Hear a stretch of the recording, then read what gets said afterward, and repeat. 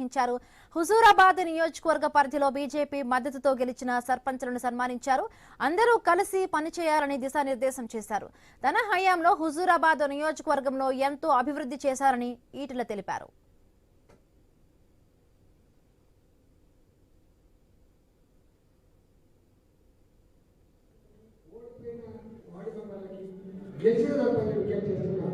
గెలిచినా ఓడినా ప్రజల్ని పట్టుకొని ప్రజల మధ్యలో ఉండి వాళ్ళకి ఏం పని ఉంటే చెప్పండి. పోలీసులు చెప్పండి, ఓ ఎంఆర్ఓ ఆఫీస్ పని ఉండదు, ఓ ఎంపీడీ ఆఫీస్ పని ఉండదు. వాళ్ళ పిల్లలకి ఇక్కడ సంబంధాలు అందుకున్న పంచాయతీ ఉంటాయి. నా బిడ్డ తీసుకుపోతలేడు, నా కోడలు వస్తలేదు, ఇంకా పంచాయతీ ఉంటాయి, చిన్న చిన్న పంచాయతీ ఉంటాయి. వాళ్ళకు కోవంటే కోవనే బిడ్డలా ఉండాలి. కోవంటే పంచాయతీ చెప్పే పెద్దవసరం కాదు మనం, పంచాయతీ చెప్పే పెద్దవసరం కాదు మనం. వాళ్ళకు అవసరం వచ్చినప్పుడు వాళ్ళ కుటుంబ సభ్యులుగా ధైర్యం ఇచ్చి వాళ్ళకు ధర్మం ఏదో ధర్మాన్ని ఆచరించేటువంటి పనిగా చేస్తే మనకు 4 కాలాల పాటు భవిష్యత్తుకి ఆస్కారం ఉంటుంది. ఇది ఒకటే ఇవాళ